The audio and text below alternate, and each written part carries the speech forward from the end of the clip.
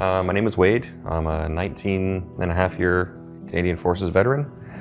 I joined in my formative years, so I was 17, just turned 18 when I signed the Forces papers, and then all my adult life was in the military.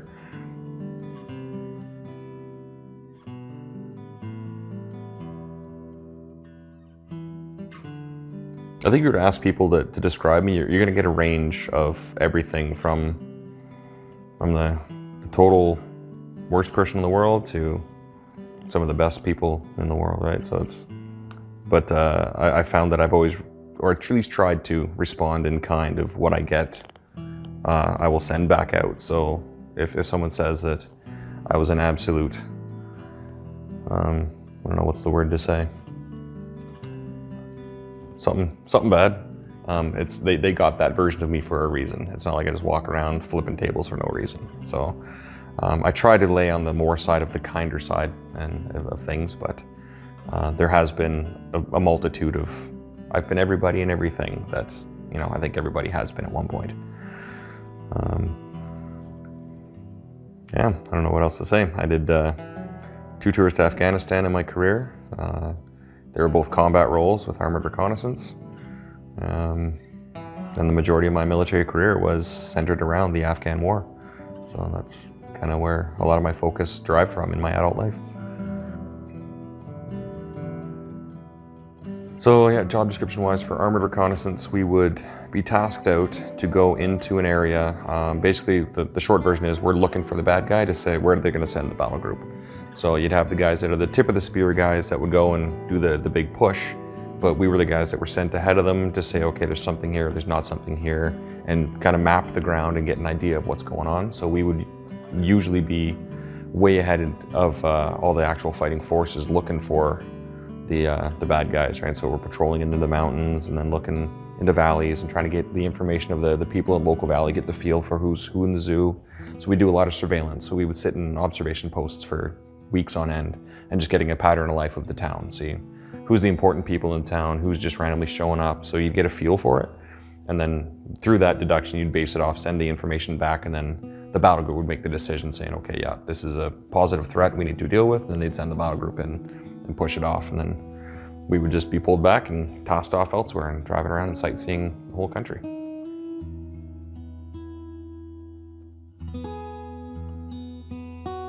I absolutely loved my time in. You take out of it what you put into it. So I joined the military with the mindset of I was a career soldier. That's what I was going to do. So my fallback plan wasn't, to do anything else. It was, this is what I'm going to do. And it would be to the point of, I'm either going to do this until I'm no longer able to, or I'm going to die trying. And to the point now at my age of 43, I didn't think I was going to live as long as I did. I didn't expect to see 30. So the fact that I'm still here is kind of like, now I feel kind of lost, right? I'm like, what do I do? But my time in the military was absolutely, it had ups and downs, obviously, but there was the more ups, the more I look at it and see, like, there was a lot more friendships made, connections with people, the experiences that I've done, and I think it's shaped me overall as a better human being, to get me that better perspective of seeing that there's not just one way of life. There's multiple facets you can go into. Some of them are extremely uncomfortable, some are really awesome.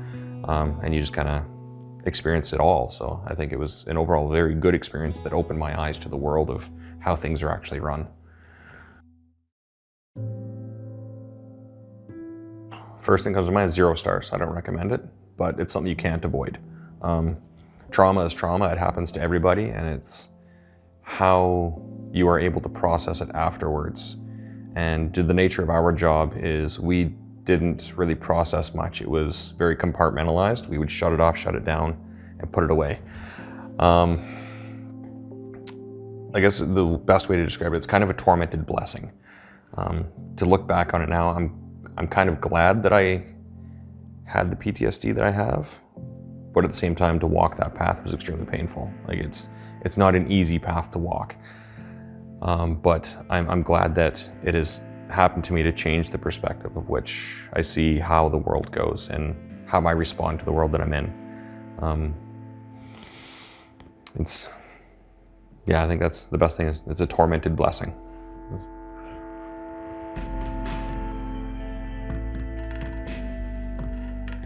So mine, well, the biggest stem of it was, the large portion of the military. Like I said, I was in the Afghan war for the entirety of my career. So we started, and not just myself, but my brothers in arms and sisters in arms, we'd see the loss of life and go through the hardships and get all that. But when it happened to me specifically was on my last tour, where there was IED threat was huge. It was everywhere, and we were getting blown up left, right, and center. And my call sign specifically was always a lead call sign. So we would always be out, and the threat was super high all the time. So we did eventually run our luck, and we got hit. The first time we got hit was just a quick rendezvous we had to do, pick up VIPs and bring them back. And it was a Y in the road, and we always usually took the right-hand side of the road. And on this particular day, we said, let's switch it up and take the left. We took the left-hand road, and we got hit with a 107 millimeter rocket, came out of the ditch and hit the side of our call sign, blew the tires off and threw us for a bunch. But the armor did its job, contained everybody inside. We all survived and walked away from it. But that immediate kind of like, you don't know where anything is, and anything can blow up at you. So you get that hypervigilance kicking in. And then a few months later, we got hit again doing a resupply run. And that one ended my tour because there was a fatality. My driver, Daryl, was killed. And the two of us, my surveillance operator, Chuck, and myself, were sent home with injuries. And that it kind of stemmed from majority of that combat role, but the IEDs themselves were part of the hypervigilance, but that entire tour of the gunfights, the constant threats, the being mortared, like it's just that, 6 months of people trying to kill you as best they can and you trying not to die. And then you come home and you get thrown back into regular society here at home where it's not like that, but your mind still thinks you're there, right? So it's the source of it stemmed from, that tour in Kandahar was probably the hardest and most driven in point of where the PTSD kind of embedded itself. Losing the guys, we lost my driver and 2 others from my troop with another bad IED strike. And we had the fortunate ability to be pretty much on scene for every major incident that kind of happened in that portion of time. We just happened to be there for. So there was a lot of compounded incident over incident over incident, and then the ramp ceremonies of carrying your friends home and sending them off, but you staying there in theater, not being able to process it, not being able to fully grieve. And it's like, we don't have time for this. We got to get the boots back out. We got a job to do. So we just kind of pack it down, throw it in a bottle, swallow it down, and get back out the gate. And then, like I said, when you get home and that bottle gets shaken up a bit, then that's when it all comes out. So.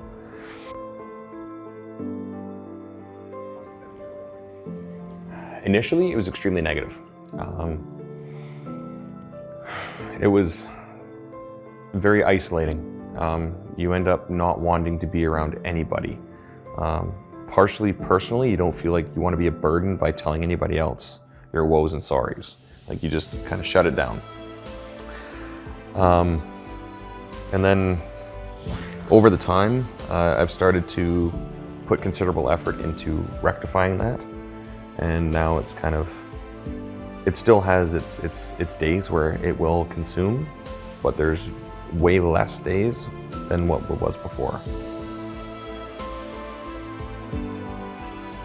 Yeah, I mean, initially it was extremely negative. You just shut down. And if you're not careful, it will consume you. And that's, I think, where we're seeing a lot of the deaths now from the self-checkouts, right? Like the suicides of people, they don't know where to go to get the help. Or they're just afraid to ask for that help. Like, I know I was definitely one of those people where the thoughts were there. There was never, I don't think I had any serious attempts, but I did have plans on like, this pain is too much, you gotta check it out. And you're done with it and you don't want it, you want it to be ended. And I heard a quote a long time ago that said, when you find yourself wanting to die, throw yourself into the ocean and you'll find yourself fighting to survive. You don't want to die, you just want to kill something inside of you. And that's that part of it where that pain is all consuming and it's the only thing you can focus on because it's there nonstop all the time, breathing down your neck. And until you learn how to either swim or someone gives you a flotation device, it will consume you. And it's the effort and the fight to want to carry on is, throwing yourself into that ocean, turn and face it, and then realize that it can't actually hurt you unless you let it. And you're not alone. There is people out there that will help you. So there are life preservers, and it's on you to grab it. It's that, I don't know, I'm gonna use the term the demon, right? That demon that's on the back of your neck. And it's always whispering in your ear, like, you're not worthy enough, you know, this happened to you because you're a crap person or whatever. Like, it's listening, if you start listening to it, you start to believe it. And it's finding that other avenue of like, get out of that dark place, get out of there, don't sit in it. Like it's okay to go into, I think now it's okay for me to go into it if I know at the end of the day it's gonna pull somebody else out of their darkness, to be like, I went into mine, faced it, you can do it. Like it is achievable.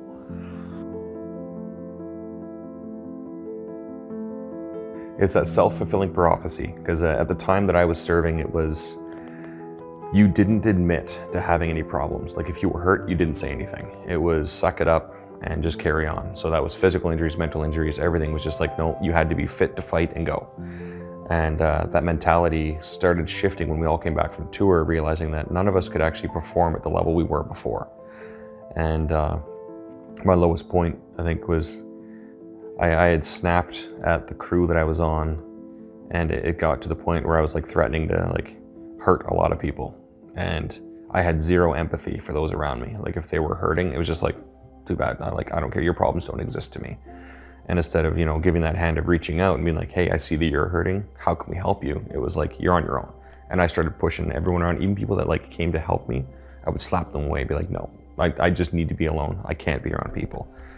And when I started seeing it reflected in my family life, like I had really young kids at the time that the PTSD started kicking, and it took about 10 years post-tour to really have a negative effect, where I finally saw it making its ugly head revering at me, of like, I would be snapping at my son, who was like, at the time he was like 1, and I'm getting mad at him for doing things that, he's a 1-year-old kid. What are you getting mad at him for? He's exploring the world. But I'm losing my mind, because I think that the PTSD was so bad that like, if I could control everything around me to the way that I needed to be to feel safe, nothing was safe. And you know, kids, as far as I understand, they're not dangerous to you.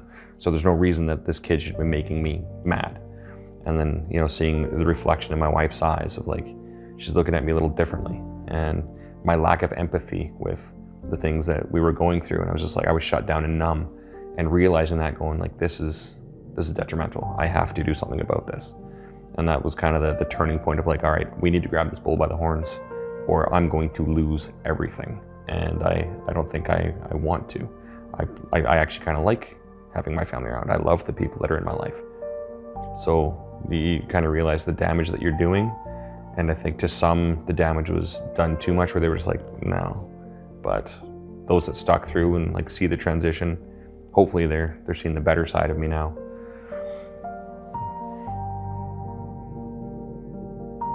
When you take that path, and that pain that you have, it doesn't go away, you just end up transferring it to somebody else. So like, you know, like the suicides and stuff that I've known through the guys that I served with, that pain is still there. It's just, now we've taken that on for them. And I looked at my pain, and part of it was that selfish mindset of I couldn't put that on somebody else. So I had to bear that on myself and be like, you know what? For lack of the best terms I can think of, is, you know, that is the cross I have to bear today. I can't let this pain go to anybody else. I have to transfer it and carry it myself. So the follow through of the suicide was never, I think, actualized for that exact thing, is I didn't want to transfer that pain to somebody else. It wasn't theirs to carry. So I had to find a way to either lessen my own burden, or just learn how to carry it, get stronger and carry it. So that kind of drove my passion to try to find a healing way, find a way to be a better person and live a better life, because the way that I was it was toxic. I couldn't continue living that way and survive at the same time. There was no way we'd thrive in it.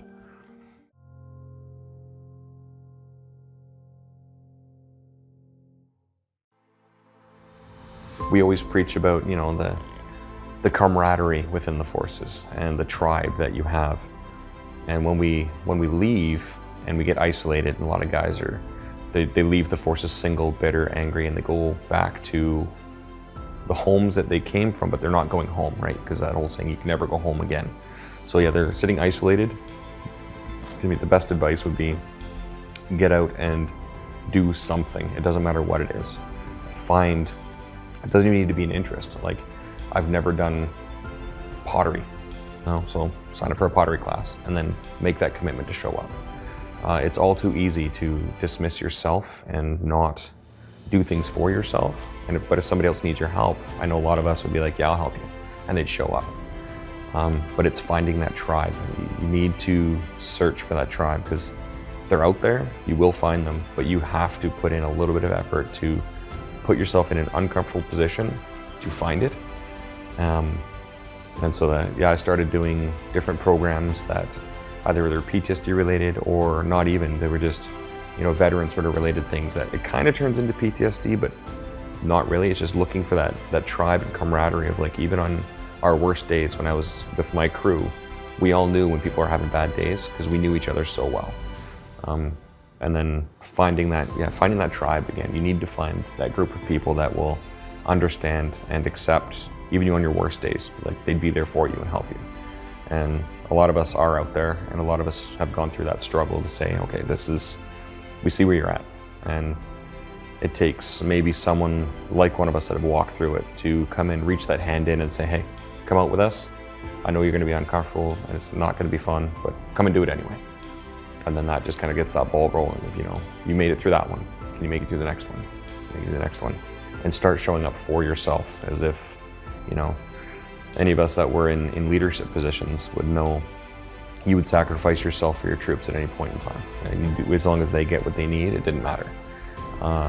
So now that we're out, you got to take that mindset and shift it and kind of look inwardly at yourself and be like, treat yourself like you're someone you're responsible for. And I think we are the worst advocates for it. Like, self-care is not something we would do. We would push and push and push ourselves and suck it up ourselves and then deal with ourselves later. Well, now it's later. Now is the later time to deal with it. So yeah, put yourself into small, uncomfortable positions. Don't go big right away. Something small, like I said, a small class, even just a little lecture, sit in the back, don't interact with anybody.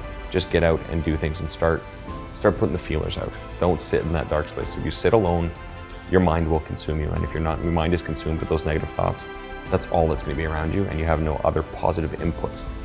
So yeah, try to look for a positive input and try new things. Try something you've never even thought to try before and see if that will help you just gain that little bit of foothold, right? One little step is a little bit at a time, and then you can eat that elephant, one bite at a time. It'll be gone.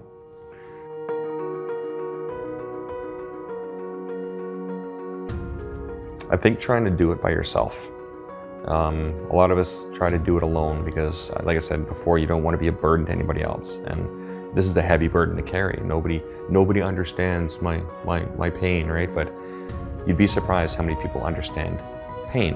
It may not be your specific situation, but they understand pain. And they understand the hurt. They understand the neglect, the forgetfulness, like everything that comes around with PTSD. There's aspects of it that other people will understand, and they can be empathetic towards you, which now then opens that door to be empathetic back.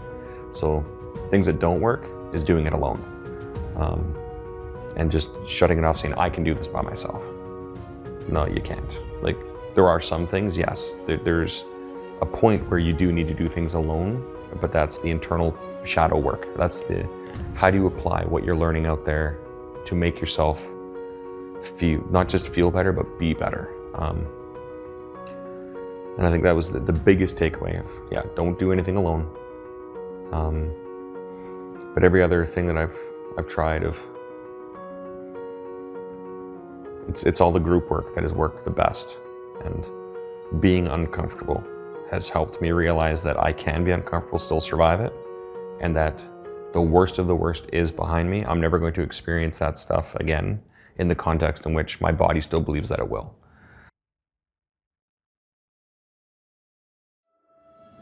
The leading to the discovery was finding that breaking point, saying, okay, something needs to change, and that change has to be within me.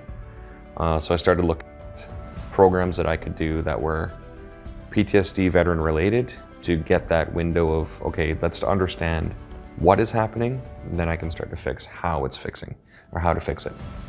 So right after I got out, medically released, it was a couple of months that after I got out, I did project trauma support. It was a group activity in Perth, Ontario. And that was the very first thing that I had done to acknowledge my PTSD. And it was a very healing aspect of one of the biggest mantras that they came with us was change the way you look at things and the things you look at change. And I tried to apply that in my daily life every day since then. And it was like, change that perspective lens. I'm no longer wearing that combat lens where I need to look at everything as a potential threat. It was, take that away, keep that lens because, you know, it does affect how you see the world, but it's not the primary thing. It's not the number one focus. I don't live in a combat zone. I don't have the threat of an IED around me, so the garbage bag on the side of the road is not necessarily going to explode. So I can try to retell myself, but a lot of reading. I've done, you know, reading books on PTSD like The Body Keeps the Score, understanding why is it cyclically every certain times a year my body really, really hurts. The chronic pain that comes in, it emphasizes and accelerates higher. And I couldn't figure out why for a long time. And then I realized that, you know, my nervous system still believes every year cyclically that that's what's going to happen. And so it starts to get ready and actively prepare for it. So now I'm flooded with cortisol, my body hurts, and I'm expecting something to happen, but it doesn't. So understanding that the chronic pain side of things, so I did a 12-week chronic pain program, and that helped me understand the physiological side of the house, which helped then to understand, okay, my mind is no longer in this situation, my body's no longer in the situation, so I could almost force it to not react. So when I feel the pain's coming on, you give it the time to acknowledge it and say, okay, yes, I understand this pain. I understand where the pain's coming from, so let's now look at the root cause of it. And then the discussions of joining the groups, joining the different programs of, you know, like Op Pegasus and learning how to skydive. That was a big exercise in trust. I didn't trust anybody for anything. My trust was completely shattered with everybody. So then again, part of the reason why I think we isolate is we lose that trust with them. So I ended up going to this program of, you know, it's a bunch of veterans, we're getting together, we're going to talk about mental health. So it's another tool for the toolbox, but it's how do we apply it? And mine was the trust, and I didn't trust anybody. So I would show up to this, and now I'm trusting these young riggers and packers who I've never met in my life. Most of them are teenagers, and they're packing the parachutes I'm going to launch out of a plane with. I don't know them, I don't trust them, but I see a bunch of other veterans who I think by default, knowing the path they've walked is very similar to mine. Combat mentality, I can kind of trust you where you've been. All right, so you're telling me it's safe. Okay. So, and these are the ones teaching me how to fall properly out of the airplane. So now I've got to trust that they've instructed me properly. I have to trust that the packers have done their job correctly. And then lastly is I have to trust myself to know the knowledge, to apply it, and use it in a practical scenario. So they've taught me how to arch, fall, fly the chute, but then at the end of the day, it falls on to me. I'm the one getting in the plane, I'm the one gonna jump out of the plane, and I'm the one that has to fly the parachute down to the ground safely without thundering myself in. So there was a big exercise in all-around trust of people I didn't know, people I just met, and then into myself. And it helped bridge that gap of, you know, not everybody is bad, not everything is bad. There are those people that actually want to see you succeed, and they are happy to help you succeed. It's not a personally driven motivation. So that the biggest exercise, was to retrust in others, and that kind of broke me out of that mentality of, you know, the world is not an extremely terrible place. There's bad things going on in it, yes, but not everywhere is bad all the time. And that helped me to relax a bit more, understand things. When it comes to personal relaxation times, for a couple of years now, I've picked up a guitar, finding music. Writing is getting my thoughts onto paper and in a transformative way. There's a lot of stuff that I don't think anybody ever cares to read or see, but the few things that I do put out always seems to have some sort of response of like, wow, I totally feel that, I get it. So it kind of gives me that motivation to be like, okay, so if there's help that people have helped me, now it's my turn to kind of take as much as I can and give what I have as an availability. This is what I can do to help, and how do I get better at that to kind of cast that net wider to be more people need to understand, can understand, and the PTSD is not a death sentence. It is a heavy burden to carry, but it's not an impossible one to live with.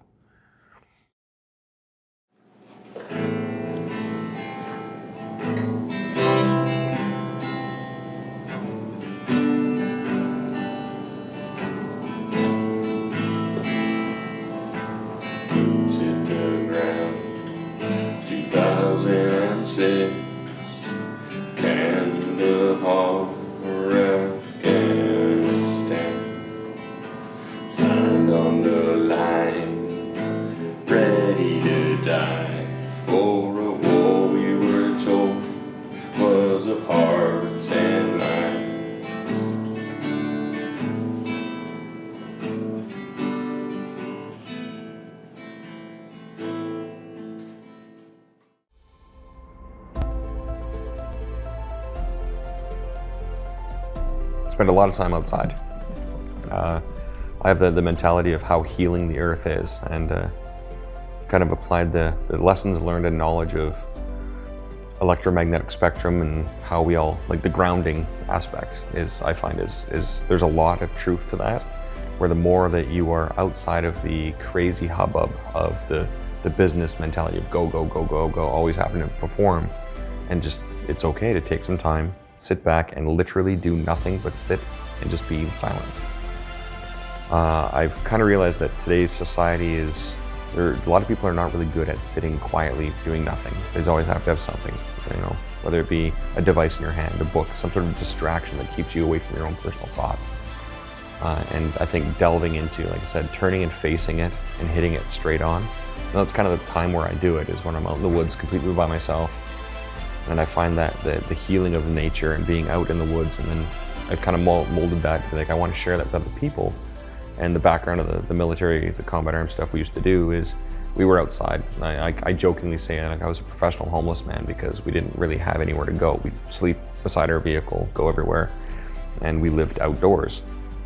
And I absolutely love being outside, and taking that and transferring it into the skill sets of the people that don't know how to do it, but they want to start to, or they don't know where to go. So we end up taking the skill sets that I have and teaching them how to build a shelter, the basic survival. If you go out too far and you kind of get stuck somewhere, are you going to survive until either SAR can come get you, or you can self-extract yourself, or somebody's going to come and help you? Give you the very basic skills of how can you survive out here. But even if you just want to take that further and go, I want to go out for a couple of days by myself, how do I do that safely, and how am I sure that I'm going to come home? So it's the planning, preparation, and all everything, and then teaching the skill sets of how do you build your shelter, how do you process your firewood down. We're starting to get into the foraging of the things around us. So if you are kind of stuck somewhere and you have to find something, like, what is available to eat, what is available usage, how do you properly filter your water and make sure that you're not going to get some sort of detrimental disease while you're out there, making your situation even worse at this point. So I take those skills and I kind of teach as many people as they want to learn how to do it properly and get out and then enjoy the outdoors as best they can as well.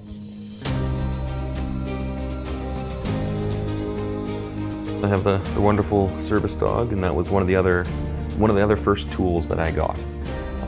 Again, I just completed PTS, and we had applied to the service dog program, and within a couple of weeks I got a call saying, hey, I think we have a dog for you. You want to try and see if they fit? So Delta came to our house and did her trial 2-week stay, and she never left. She just stayed with us because she fit so well. But she was my driving force to get me out of the house. So that was the first kind of push in the direction of, you need to go in public, because it's no longer about me. She has certain needs. She has to go for a walk. She has to go and do training. She has her own life that she needs to live as well, that I'm responsible for. So I can't selfishly say, I don't want to go outside today. You take yourself out. Well, she can't.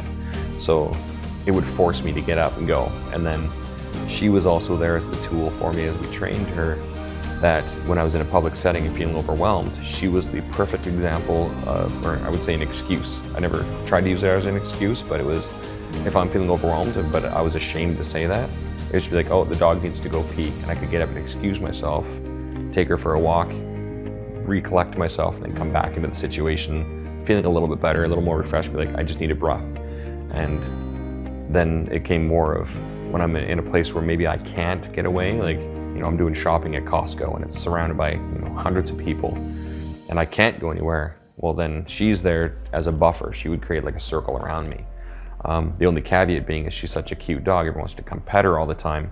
So it was kind of a double-edged sword, where sometimes you'd be talking to people or not talking to people and trying to avoid everyone. You're like, oh, what a cute dog. Can I come and pet? And then you're like, just leave me alone. And so you try not to be aggressive towards them, and it becomes a learning opportunity for everybody. They'd see the service dog vest but not realize, I can't touch a service dog. Well, your dog's really cute, can I come pet it? And you're like, sorry, she's a working dog. And you kind of give that education to them, which helps you tell that story too, because you get a lot of people like, oh, what do you have the dog for? You don't look injured. I'm like, that's right, I don't, but she's not for anything physical, right? Like, almost like somebody with like the diabetes alert dog. You know, you can't tell they have diabetes, but the dog does. And so the dog will mark at you before you even realize that your blood sugar is low. And she does the exact same thing with PTSD. When I start to feel elevated, she then wakes up, turns on, does her thing. And she comes over, pushes into me, gets my attention onto her, and again, regrounds me to something else that is not my dark thoughts. She pulls me away from that and says, hey, look at me, you need to be over here. And it helps ground back. So she's been an absolute lifesaver in many situations. You're gonna see more and more of these dogs out there because they're finding that they actually do help. So to be like, you can approach and talk to the handler. And I guess the biggest thing is always ask permission before you touch the dog. You know, and sometimes it's a no, and sometimes I'm like, go for it. Like, her job is to spread love and happiness. And I've noticed in a few events that I've gone to with her, with all the veterans, and we were talking mental health and PTSD, and I let her off her leash, and she does her walks and checks everybody else out. Like, she's not working just for me. And she'll find somebody, usually somebody in the room, she'll find and mark and sit beside and just kind of hang out with them. And they're like, oh, your dog really loves me. So I'll come by and like, so how are you doing? Because her job is to find she finds the person who's having the hardest time usually, and she bonds to them and says, hey, this is the person that needs me right now. And so then it kind of becomes like a team effort where I'll go over and be like, all right, so how are you doing? Because I don't want to tell you what she does, but she likes you, but why? And then once I tell them why, I'm like, yeah, she usually picks up the most screwed up person in the room, and then their face kind of changes, and they're like, They had not even a veteran, it was an old lady. She was at the restaurant, and Delta would not leave her alone. She kept pulling towards me, and she wasn't listening to my commands or anything. Went over and she sat by this lady, sniffed her a bit, and this lady's like, oh, can I touch her? And I was like, yeah, you can give her. She's telling me that you need her right now. So we were sitting there, and I asked her, I'm like, so yeah, how are you doing? She's like, my animal, her dog had just passed away a couple of days before, and she was heavy in the grief with it. And so with Delta, it was just, she felt it, knew it, went over, and she's like, you need to do that. And this lady tells me her story, and it was one of those things where I think Delta knew more than I did, and then me bringing it out of the lady, I think it was a grateful situation for her. But she does it all the time. She'll find the person in the room and tag them, and that's become our thing. We're like, how you doing? What's going on?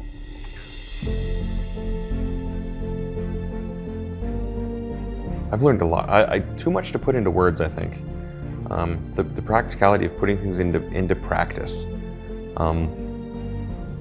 Doing all the reading in the world, you can become the most well-read person in the world, but unless you actually do the work and put that effort in, you're not going to go anywhere. Anybody who's struggling through PTSD and like say picks up The Body Keeps the Score, or Tribe was another good book. And it just kind of gives you the insight to what's happening, but until you actually put it into practice, and you can't put it into practice in a familiar situation, especially when you're in a PTSD isolated area, you cannot do it alone. So you have to go and find either other people to bounce your theories off of to see if they work, or to put it into practice of, I need to go out and test my patience and build that tolerance, but do it in such a manner that it's not going to tip you right away. Because it's kind of the analogy of having a full cup of coffee and you're walking along, someone bumps you, What happened and why? What did you spill? I spilled my coffee. But why? Well, no, because someone bumped me. No, you spilled coffee because there was coffee in your cup. Had it been orange juice, you would have spilled juice. Had it been water, you would have spilled water. What you carry in your cup is up to you to maintain. So if you're already walking around angry and someone bumps into you, what's going to spill out? You're angry. Your anger is going to come out. So you have to transfer what's in your cup, and the only way to do that is by slowly diluting that anger with positive stuff. And then eventually, when someone bumps you, it's like, sorry, man. You're not going to lose your mind and end up thrown down in the parking lot because someone bumped your cart. It's, hey man, sorry, and realizing that you're not the only one struggling in the world. Everybody's struggling through something, and you have no idea what it is. So I guess you learn to manage your reactions better to the world around you. I've become a lot more open to talking to people. I've become a lot less isolated, a lot more tolerant to everything else around me. I've allowed more things to come into my life and not affect me nearly as much. Initially I was that person walking around with nothing but anger in my cup, and I would snap at everything.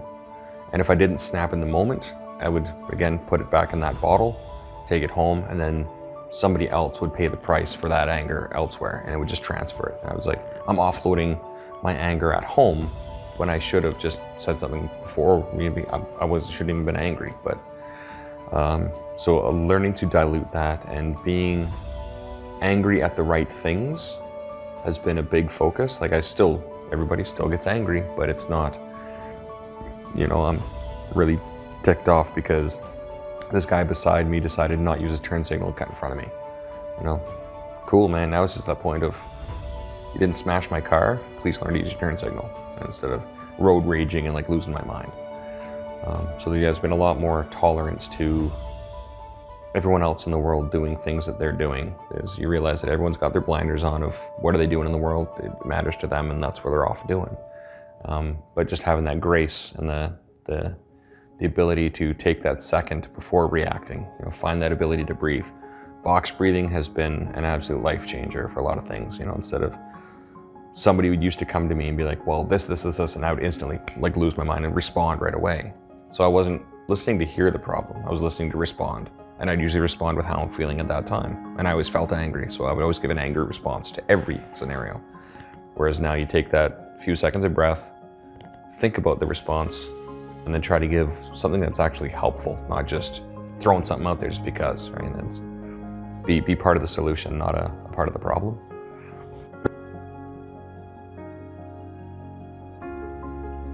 Yeah, that's been I think the biggest change of the loved ones. They've earned back something that they should never have lost in to begin with, was, the time, the value of their time and my part in their life.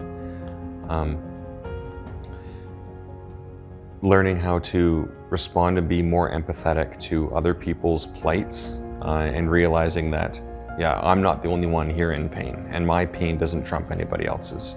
It's mine to carry, yes, but to be reactive to their situation because of my pain, I've definitely learned to disassociate that from it. Of, like, you get caught in the monotony of everyday life. Like I tried not to become complacent in how my life was. Like, you take for granted. Like, I'll use my wife as the best example. She's been through the worst of it with me, and I guess there's been points where I've kind of taken for granted where she's there, and she'll always be there. But that's not the case. Like, if I am disrespectful, rude, nobody wants to be around that situation. Like, they're not held to that just because. So the fact that she stuck through it, seeing that I was struggling, but I still felt like I was going at it alone, meanwhile not acknowledging that there's someone standing right beside me waiting to be there for me the moment I turn and acknowledge. So giving that respect back of, like, thanking them, being gracious that she went through that with me, and then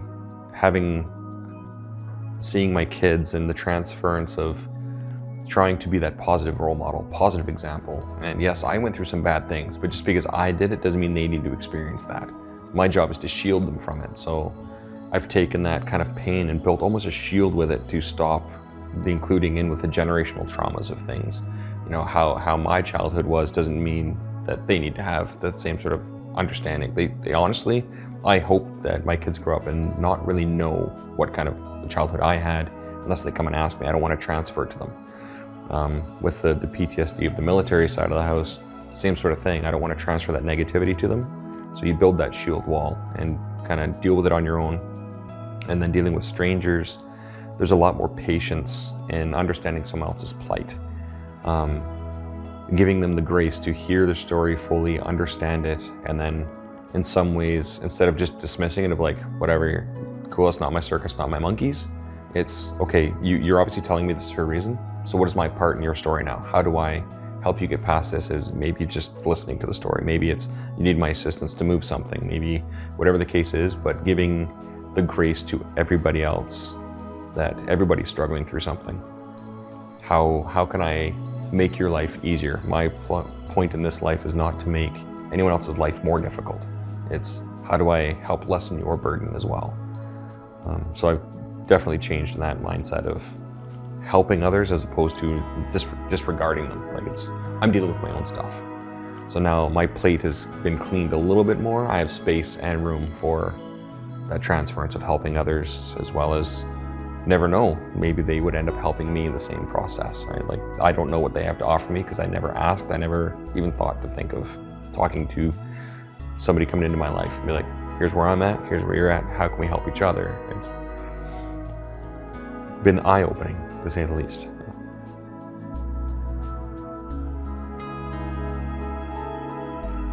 Biggest thing to take away is understanding that everything in life is temporary. The good times are temporary. The bad times are temporary. They will pass. So as long as you can hang on long enough, even in the most extreme pain that you may be having as a flashback or that heartbreak of understanding, it is temporary. It will pass. So don't make any permanent decisions for a temporary problem.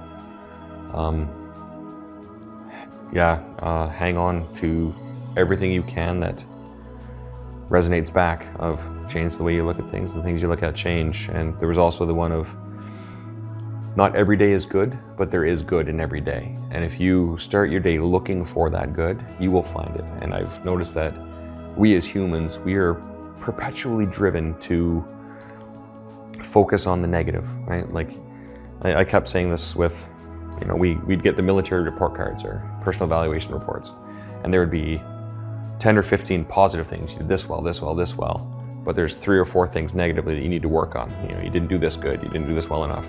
And those would be the things we would all focus on, be like, and whether it be driven to, I want to shift those onto the other side, so this side is completely clean, but there's always room for improvement. There's always gonna be something you need to do. But to focus on that and then use it as your drive, like you're beating yourself down, well, I messed this up, I messed this up, I messed this up. You're negating all of that positive on the other side of you did this, like a million different other things well. So don't discount the good just because there's a couple of bad things. And look at those bad things, take them to heart, and then improve on them. So pursue your self-improvement, and in doing that, you'll find that everything else around you will end up changing for the better. So hang on the best you can, reach out for help.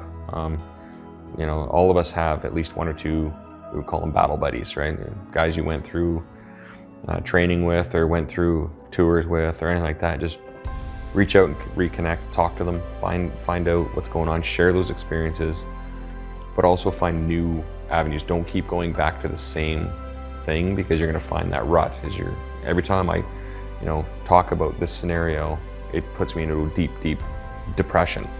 So try not to go as deep into it, and don't go there. Look at something different. Find a new perspective. So don't just go back to the same old, but look for new as well.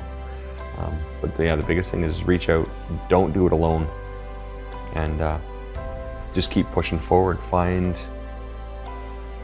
it, but you can't find it unless you actually go looking. Right? Like it's not going to land in your lap. I didn't know about like music. I didn't start playing music until my son was born, and now I find that writing a couple of different songs, playing other people's songs, but finding the message in the music, I find it relatable to, and then it helps unbottle those built up emotions. And once that's there, the hardest thing that we have to do is not bottle it back up. You have to sit through it, you have to digest it. And science tells me that even the strongest emotions will only last 90 seconds. So a minute and a half, that feels like an eternity because it's the deepest pain you have. Sit for 90 seconds in it, digest it, let your body process it, and you'll realize that once that bottle is empty, there's nothing left. Like you can talk about combat trauma all I want now, because the emotion that was bottled in has been released, it's been popped. So now I can talk about it as a learning point as opposed to a reactive point. So yeah, don't sit there alone is probably the biggest advice I have, is be connected and find that connection. And if you don't know where to look, I'd say this is the best thing to do, is reach out, find places. There's the Canadian Walk for Veterans that is starting across Canada. It's a good place to start. Get into that, find some veterans, find some local people that understand your plight, and you never know where it'll take you. And then next thing you know, on the path to better recovery and a much better life.